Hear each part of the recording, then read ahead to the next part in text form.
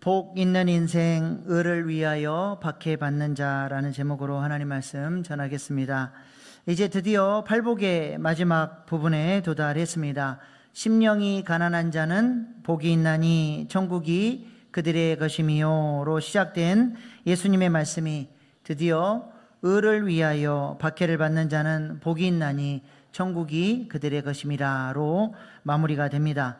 팔복을 수사학적 구조로 살펴보면 첫 번째와 마지막 복이 동일합니다. 이것은 샌드위치적 문학적 기법을 통해서 이 전체 문단이 무엇을 강조하려고 하는지 핵심 주제를 보여주고 있는 것이죠. 처음과 끝을 천국이라는 주제로 전체 팔복을 감싸는 구조로 갖춤으로써 팔복이 다름 아니라 천국을 강조하고 있다는 것이죠. 천국 백성이 어떻게 살아야 되는지, 천국 백성이 어떠한 마음의 태도를 가져야 하는지를 이러한 문학적 장치를 통해서 보여주고 있습니다. 그렇다면 팔복이 강조하는 천국은 무엇입니까? 우리는 천국 그러면 죽은 다음에 가는 나라로 이해를 하고 있지만 천국은 통치의 개념이 더 중요합니다. 누가 지금 나를 통치하고 있느냐? 우리가 이 땅을 살고 있지만 하나님의 통치를 받고 살아간다면 우리는 이 땅에서도 하나님 나라, 천국을 누리며 살아갈 수 있게 되는 것이죠. 주권이 누구에게 있느냐? 그게 중요하다는 것입니다. 예수님은 이 땅에 왕으로 오셨습니다. 우리를 통치하시고 이 땅에서부터 우리가 하나님 나라를 살기를 원하시는 것이죠. 그렇다면 우리가 어떻게 왕이신 주님을 내 마음에 모시고 이 땅에서부터 천국을 누리며 살 수 있습니까? 이것이 팔복의 주제요, 마태복음의 주제입니다. 마태복음 1장, 2장에 보면 예수님이 이 땅에 왕으로 오셨음을 선포합니다. 그런데 왕으로 오신 예수님이 우리를 어떻게 통치할 수 있나요? 예수님이 우리 마음 가운데 오시려면 무엇이 필요합니까? 우리 주님은 강제로 밀고 들어오시는 분이 아니라 왕이신 주님을 우리가 마음의 문을 열고 적극적으로 환영할 때 우리 주님이 내 마음 가운데 오셔서 우리를 통치해 주신다는 것이죠. 그래서 3장 4장에서 이 주님이 오실 수 있도록, 왕이 오실 수 있도록 왕의 대로를 준비해야 함을 말씀하고 있죠. 왕의 대로를 어떻게 준비할 수 있습니까? 세례를 통해서 내 안에 있는 거짓자, 주님이 거하시기에 불편하신 것들은 잘라내고 새로운 왕, 예수님을 내 마음 가운데 주인으로 모셔드려야 한다는 것입니다. 그리고 5장 7장에서 이렇게 예수님을 왕으로 모셔드린 사람은 이제 어떠한 마음의 태도를 가지고 어떻게 천국을 누리며 살아야 하는지를 우리에게 말씀해 주시는 것입니다. 그러므로 한마디로 정리하면 예수님을 왕으로 누리는 비결이 뭐냐? 나는 죽고 예수로 사는 삶을 사는 거예요. 바로 나죽예사가 천국을 사는 비결이라고 하는 것입니다. 이것은 동일하게 팔복의 주제이기도 하죠. 팔복의 주제를 딱 두 개로 정리하라 그러면 나는 죽고 예수로 사는 나죽예사와 우리는 죽고 너희가 사는 사후생로로 정리해 볼 수 있습니다. 첫 번째 네 가지 복은 나죽예사에 관련된 말씀이죠. 가난한 마음으로 하나님을 간절히 찾는 사람은 내 안에 주님을 왕으로 모셔드리지 못하도록 막고 있는 죄성과 거짓자의 모습을 보게 되고 애통하는 마음을 갖게 됩니다. 그렇게 애통하는 마음으로 하나님 앞에 기도하고 성화의 훈련을 애를 쓰고 나아가면 그 마음이 온유한 마음이 되는 거예요. 길들여진 마음. 그래서 하나님의 뜻 앞에 신뢰하고 수용하고 감사하고 순종하면서 살아가게 되고 그런 마음을 소유한 사람은 더욱 의에 줄이고 목마른 자가 되어 하나님을 찾게 된다는 것입니다. 이러한 과정들을 통해서 자꾸 나는 죽고 예수로 사는 성화의 구원을 이루어가게 되는 것이죠.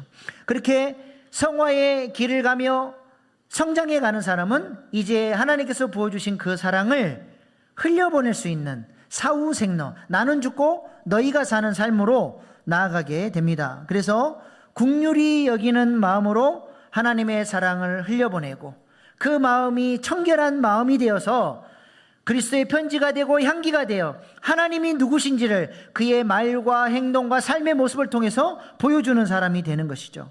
또 화평케 하는 일을 위하여 기꺼이 그리스도의 남은 고난에 동참하며 헌신하게 되고 의를 위하여 박해받는 자리까지 나아가는 삶을 살게 된다는 것입니다. 이것이 바로 천국 백성이 소유한 마음의 태도요, 삶의 모습이라고 하는 것입니다.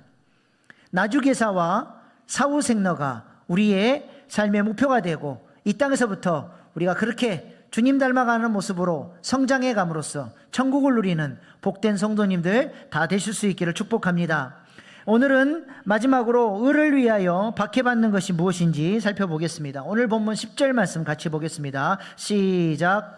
의를 위하여 박해를 받는 자는 복이 있나니 천국이 그들의 것임이라. 아멘. 여기서 박해라고 하는 히라버 단어는 디오코라고 하는 단어를 쓰는데요, 두들겨 맞는다, 욕을 먹는다, 해를 입는다 등의 핍박을 의미하는 단어이기도 합니다. 그러나 이런 의미만 갖고 있는 게 아니라 또 다른 의미가 있는데요, 누군가에 의해서 자기가 원치 않는 방향으로 밀려가는 상태를 뜻하는 쫓겨가다, 밀려가다 이런 뜻도 있습니다. 그러니까 여기서 말하는 박해는 두 가지 측면의 의미를 갖고 있다고 할 수 있습니다. 첫 번째로 박해의 의미는 예수님 때문에 타락한 세상에서 핍박받는 박해입니다. 타락한 세상은 예수님을 십자가에 못 박아 죽이지 않았습니까? 예수님처럼 의를 위하여 살아가고 하나님 나라를 위해서 살아가는 사람들은 반드시 예수님이 박해를 받으셨던 것처럼 이 타락한 세상에서 박해를 받게 되어 있다는 것입니다. 왜냐하면 타락한 세상은 근본적으로 하나님을 대적하기 때문에 그렇습니다. 그래서 기독교의 역사는 박해의 피로 쓰여진 역사라고 해도 과언이 아니죠. 우리 한국교회도 초창기에 얼마나 많은 믿음의 사람들이 순교의 피를 흘렸습니까? 그 순교의 피를 머금고 이 조선의 한반도 곳곳에 복음이 전해지게 되었고, 지금은 어떤 시골 동네를 가더라도 십자가가 달린 교회 건물이 있는 모든 전국 방방 곳곳에 교회가 세워진 그런 나라가 됐습니다. 순교의 피를 통해서 이런 동네에도 교회가 있을까 싶은데 가서 보면 교회가 있는 그런 복음의 나라로 하나님께서 그 순교의 피를 사용하셔서 역사해 주신 것이죠. 이렇게 하나님은 교회의 핍박, 순교의 피를 통해서 복음을 전하셨습니다. 12사도도 보면 사도 요한을 제외한 11명의 사도들은 다 순교를 당했죠. 사도 요한도 노년에 반모섬에 유배되어서 노동형에 처해지는 극심한 고난 가운데 살아야 했습니다. 사도 바울의 생애도 한번 생각해 보시기 바랍니다. 사도 바울이 가는 곳마다 극심한 핍박을 받았고 목숨 걸고 사도 바울을 죽이려고 위협하는 사람들이 곳곳에 있었습니다. 그래서 사도 바울은 고린도후서 11장에 자신의 고난에 대해서 이렇게 고백을 하죠. 고린도후서 11장 24절 27절 말씀 같이 읽어봅니다. 시작. 유대인들에게 사심에서 하나 감한 매를 5번 맞았으며 3번 태장으로 맞고 1번 돌로 맞고 3번 파선하고 1주야를 깊은 바다에서 지냈으며 여러 번 여행하면서 강의 위험과 강도의 위험과 동족의 위험과 시내의 위험과 광야의 위험과 바다의 위험과 거짓 형제 중의 위험을 당하고 또 수고하며 애쓰고 여러 번 자지 못하고 줄이며 목마르고 여러 번 굶고 죽고 헐벗었노라. 아멘. 이렇게 사도 바울은 그의 나라와 의를 구하며 핍박 가운데 살아가다가 순교하는 것으로 그의 생애가 끝이 납니다. 그렇다면 모든 그리스도인들이 사도 바울처럼 이렇게 무서운 박해를 받아야 됩니까? 다행인 건지 아쉬운 건지 몰라도 그렇지 않다는 것이죠. 누구나 이런 삶을 사는 것이 아니라 특별히 부름받은 하나님의 사람들이 순교자의 반열에 올라 구속사에 쓰임받게 됩니다. 이런 사람들을 특소자라고 부릅니다. 특별한 소명을 받은 사람들이라는 것이죠. 그렇다면 우리같이 평범한 사람들은 어떤 존재들입니까? 보소자예요. 보통의 소명을 받은 사람들이라는 뜻이에요. 모세나 바울이나 이런 특소자들은 선봉에 서서 수많은 고난과 핍박을 받으며 영광의 길을 개척합니다.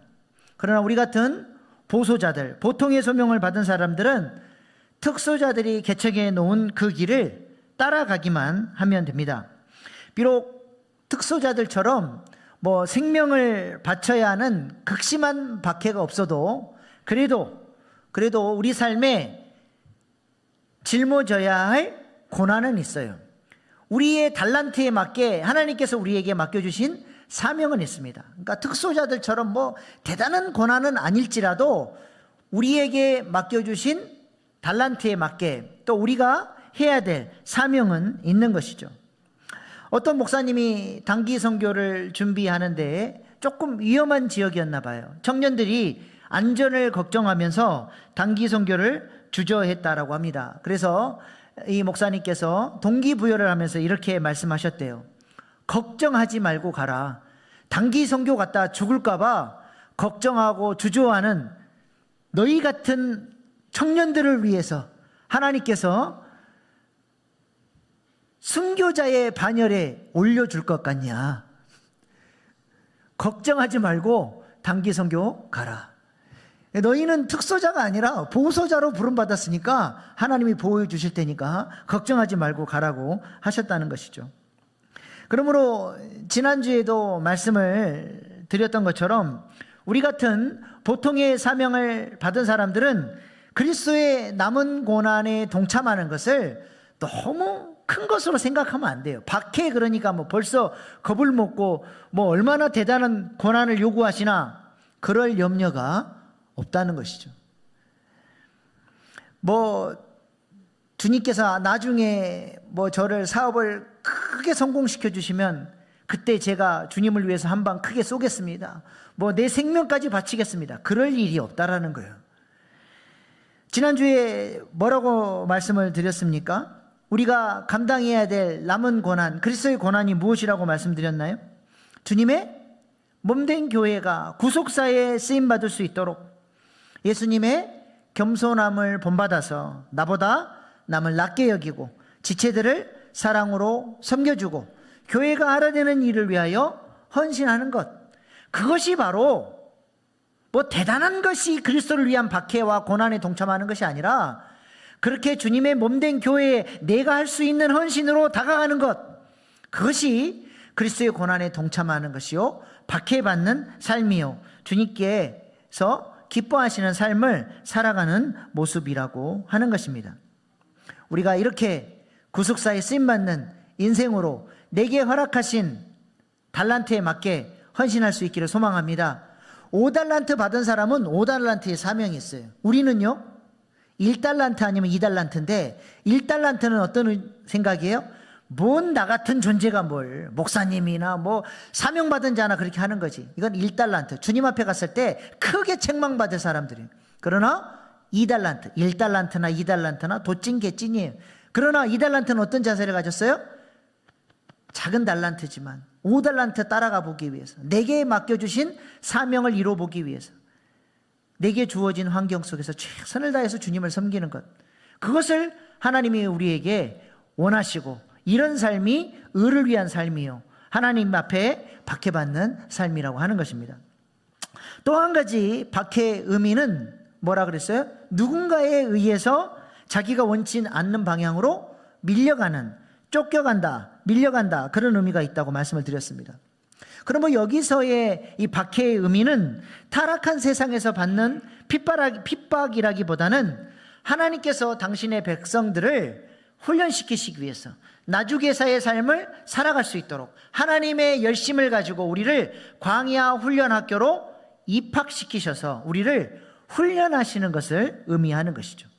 하나님께서 출애굽한 이스라엘 백성들을 어떻게 인도해 가셨습니까?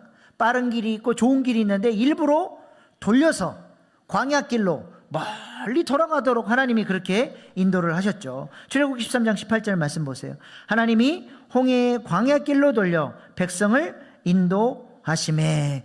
이스라엘 백성들의 입장에서는 하나님에 의해서 광야길로 밀려간 거예요. 왜 하나님께서 이들을 광야 훈련학교에 이렇게 입학시키셨습니까? 그들이 제사장 나라로 거룩한 백성으로 여호와의 군대로 하나님 앞에 쓰임받기 위해서는 훈련이 필요한 거예요. 그래서 의도적으로 의를 위하여 살아갈 수 있도록 하나님이 그들을 고난으로 집어 넣으신 거죠. 이것이 오늘 본문이 갖고 있는 박해의 또 다른 의미라고 하는 것입니다. 다윗을 한번 생각해 보시기 바랍니다.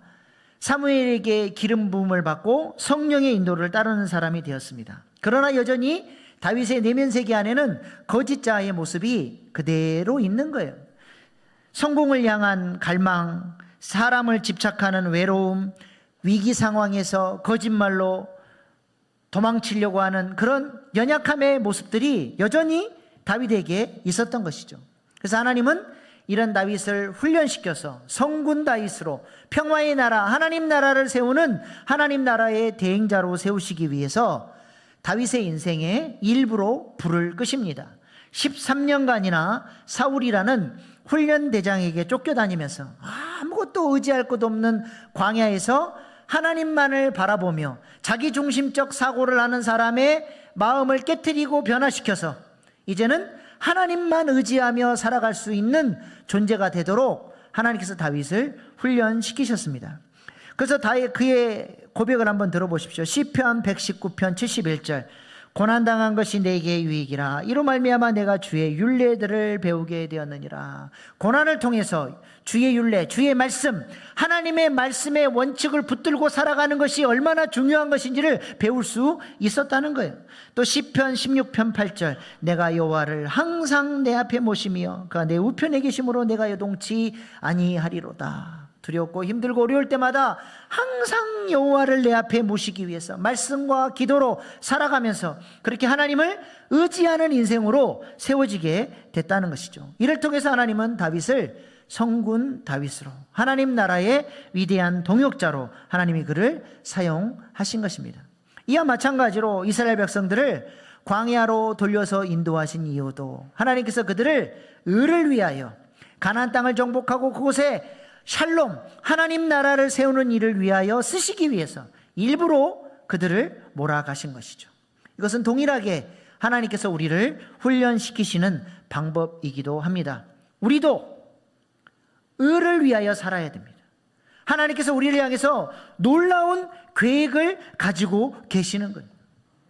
내가 생각하는 것보다도 하나님이 나를 얼마나 더 존귀하게, 얼마나 더 하나님 나라를 위해서 쓰시고자 하는지 우리를 향한 놀라운 계획이 있어요. 그래서 일부러 우리를 광야 훈련 학교로 몰아가시는 것입니다. 그래서 때때로 하나님께서 우리에게 누구를 붙여주셔요? 다윗에게 사울이 있었던 것처럼 우리에게도 훈련 대장들을 하나님이 붙여주시죠. 그런 훈련 대장들의 특징이 뭐라 그랬어요? 세 가지 특징. 열받게 하고 염장 지르고 뚜껑 열리게 하는 그 인간들. 여러분 주변에 이 세 가지 특징을 갖고 있는 사람이 있습니까? 네, 틀림없이 하나님께서 여러분을 갈고 깎으시려고 붙여주신 훈련 대장들인 줄로 믿습니다.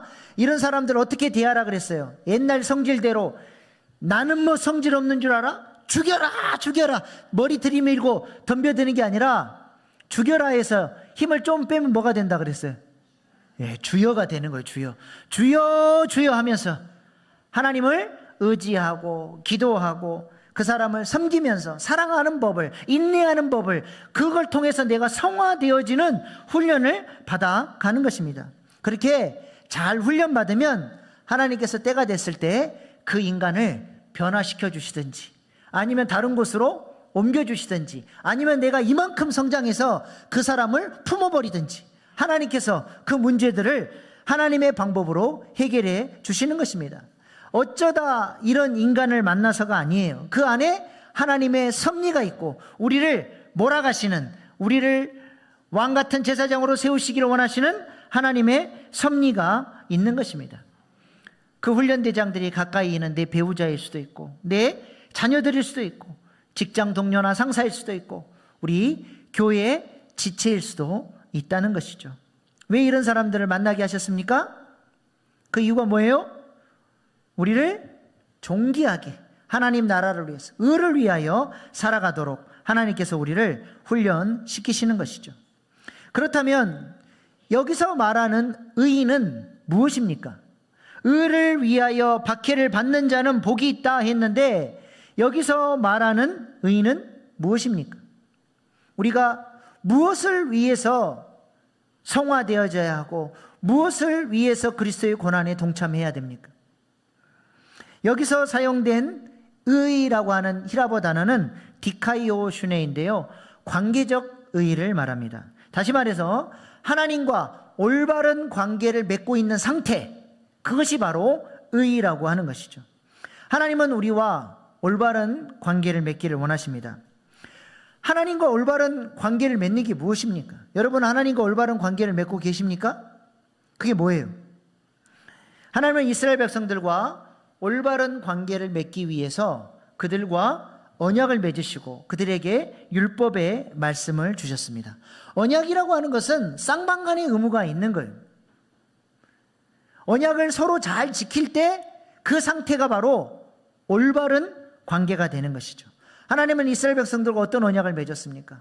하나님의 입장에서는 그들을 사랑하여 주시고 보호해 주시고 인도해 주시고 승리케 해 주시고 기도에 응답해 주시고 신령한 하늘 양식을 그들에게 공급해 주시겠다고 약속하셨습니다. 그렇다면 이스라엘 백성들은 하나님 앞에 무엇을 언약했나요? 율법의 말씀을 받음으로써 이 율법의 말씀대로 순종하며 살아가겠다라고 약속을 한 거예요. 그래서 율법의 말씀을 따라 하나님을 사랑하고 순종하고 감사하며 찬양하며 살아야 하는 것이죠. 그러므로 율법의 말씀은 다름 아니라 하나님과 올바른 관계를 맺기 위한 이스라엘 백성들이 반드시 지켜야 할 의무인 것이죠. 그렇게 이스라엘 백성들이 하나님 앞에서 언약을 잘 지키면 하나님과 올바른 관계를 맺게 되고, 하나님은 언약이 신실하신 분이기 때문에 하나님이 약속하셨던 언약적 축복을 이스라엘 백성들에게 쏟아 부어주는 거예요. 그들을 보호해 주시고 인도해 주시고 하늘에 속한 모든 신령한 복을 하나님과 올바른 관계를 맺고 있는 언약 백성에게 쏟아 부어 주신다는 것입니다. 이스라엘 백성들이 이렇게 놀라운 복을 받은 거예요. 그러나 우리가 잘 알고 있는 것처럼 구약의 역사는 이스라엘 백성들이 그 언약을 잘 지키는 역사였습니까?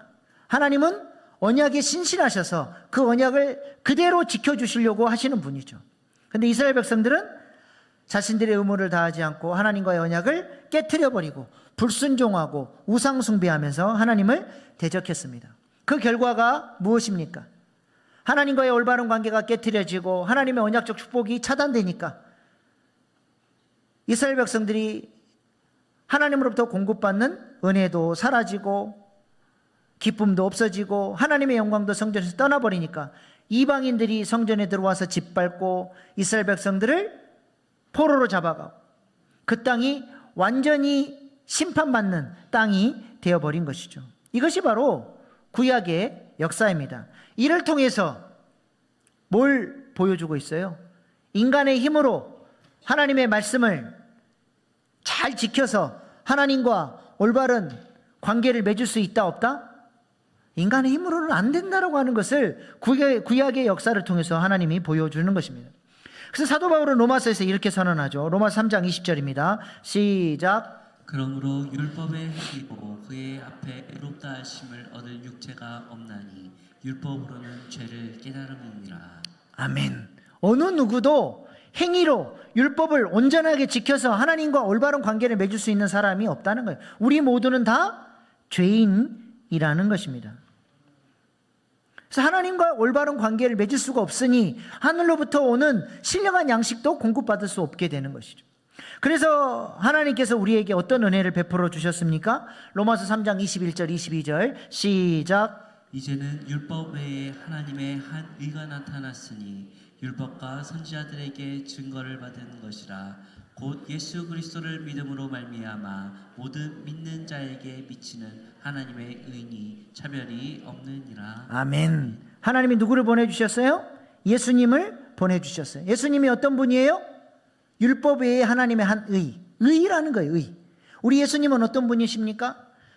하나님의 말씀하신 모든 율법의 말씀을 온전히 순종하시는 분이죠. 율법의 요구를 완전히 이루신 분이에요. 그래서 예수님은 의의 상태 가운데, 하나님과 올바른 관계 가운데 있는 거예요. 그러니까 예수님에게는 하나님께서 약속하신 하늘에 속한 모든 신령한 복이, 언약적 축복이 예수님께는 쏟아 부어지는 거예요. 예수님이 이 모든 복을 다 가지고 계신 것이죠. 그런데 우리가 이 예수를 믿었어요. 믿음이 어떤 능력이 있다 그랬어요? 예수님과 연합되는 능력, 예수님 안으로 들어가는 능력, 예수님과 하나 되는 능력이 있어요. 내가 예수님을 믿는 그 순간에 내가 어떤 존재가 되는 거예요? 모든 율법의 요구를 다 지킨 자가 되는 거예요. 예수님이 이루신 일이 다 내 것 되는 거예요.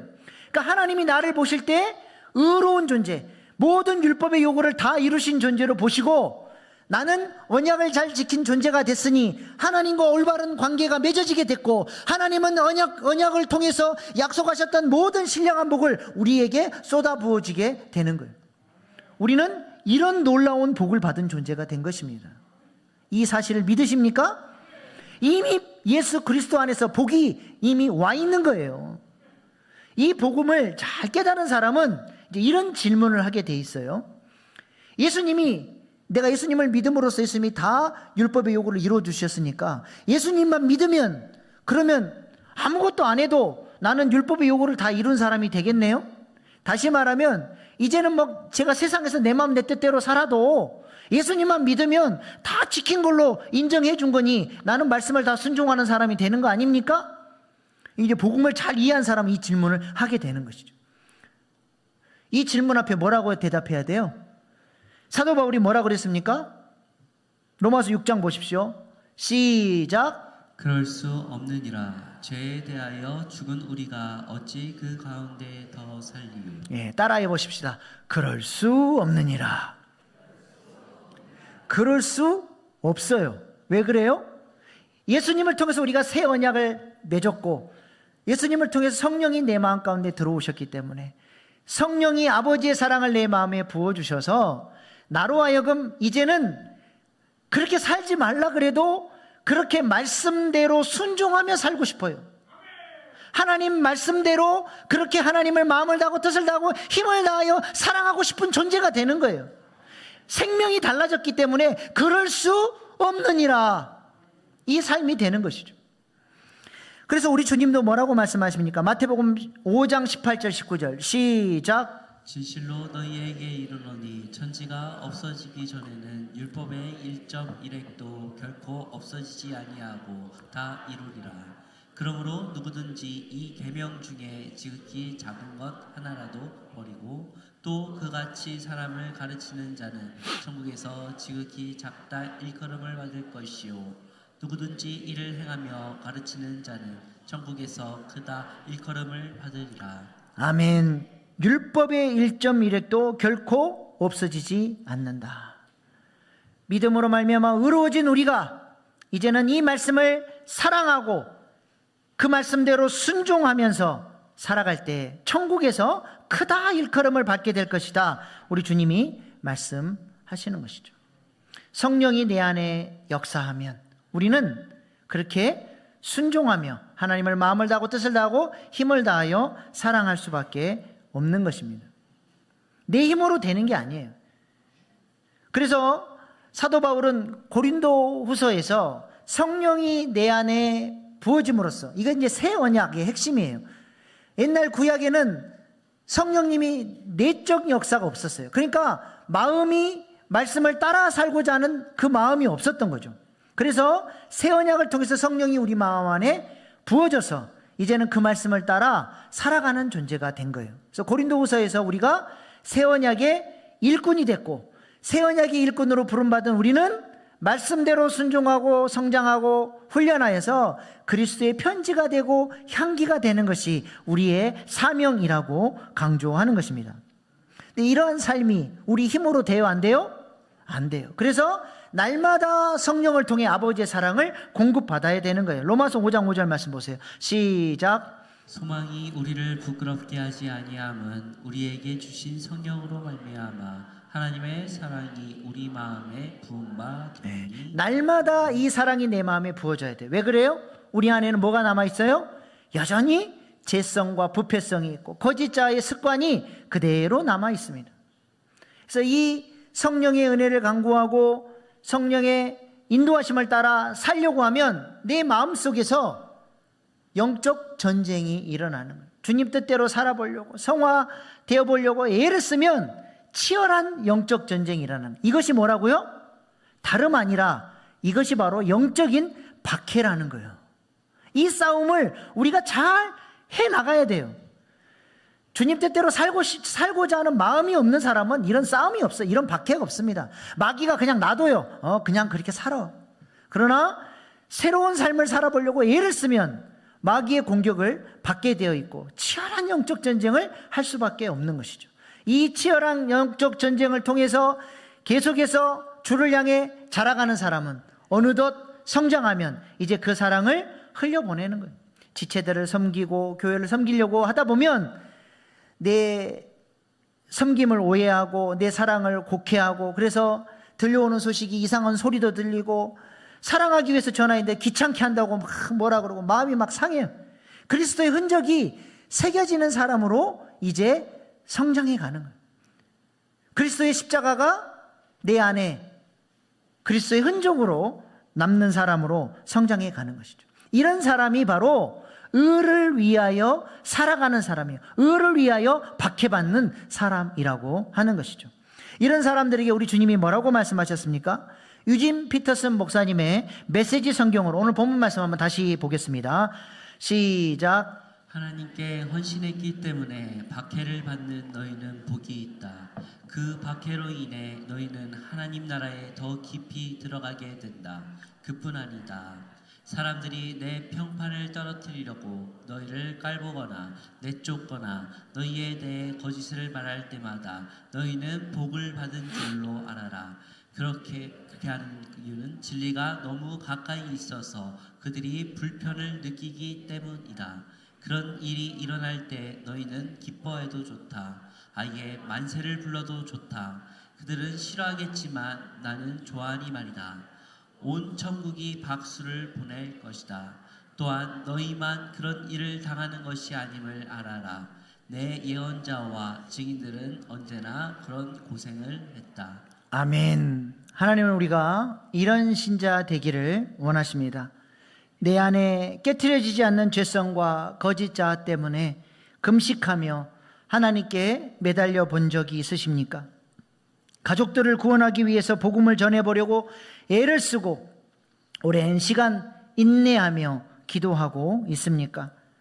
영혼들을 섬기기 위해 내 자존심을 내려놓고 낮아져서 섬기고 계십니까? 주님의 마음으로 교회를 섬기다가 오해받고 마음 상해 보신 적이 있으십니까? 이 질문 앞에 네라고 대답할 수 있다면 우리 주님은 바로 그런 사람들에게 만세를 부르며 기뻐하라고 말씀하십니다. 왜냐하면 바로 이런 삶이 의를 위한 삶이요, 주님이 기뻐하시는 삶이요, 모든 천국 백성들이 박수치는 삶이요, 하나님과 올바른 관계 속에서 하나님께서 하늘에 속한 모든 신령한 복을 쏟아부어 주시는 그런 복된 인생이기 때문에 그렇습니다. 우리도 이런 복을 누리며 살아가는 신자 될 수 있기를 소망합니다. 이를 위해서 날마다 내 안에 성화를 이뤄가기 위한 그런 영적 싸움, 그런 영적인 박해를 통해서 우리가 그렇게 주님을 닮아가고 주님 기뻐하시는 바른 삶을 통해 하나님과 올바른 관계를 맺고 주님이 부어주시는 이 언약적 축복을 받아 누리며 살아가는 저와 여러분 될 수 있기를 소망합니다. 기도하겠습니다. 예수님은 팔복의 말씀을 통해 우리가 예수님을 왕으로 모시고 살아가는 천국을 살길 원하십니다. 이를 위하여 기꺼이 그리스도의 남은 고난에 동참하며 우리가 감당해야 할 사명을 감당하기 위하여 훈련받는 신자가 되어야 합니다. 우리의 마음에 왕의 대로를 세우기 위하여 세례의 결단과 함께 나주교사와 사후생로의 삶으로 나아가게 해달라고 기도하십시다. 우리의 삶 가운데 만나는 훈련대장들을 통해서 사랑하는 법을 배워가게 하시고 주님 닮아가는 훈련을 잘 해나갈 수 있도록 기도하십시다. 우리 힘으로 할 수 없으니 성령의 기름 부심을 통해 아버지의 사랑을 부어주셔서 주님 주신 힘으로 의를 위하여 살아가게 해달라고 이 시간 주신 말씀 붙들고 주여 3번 부르고 결단의 기도로 나가시겠습니다. 주여 주여 주여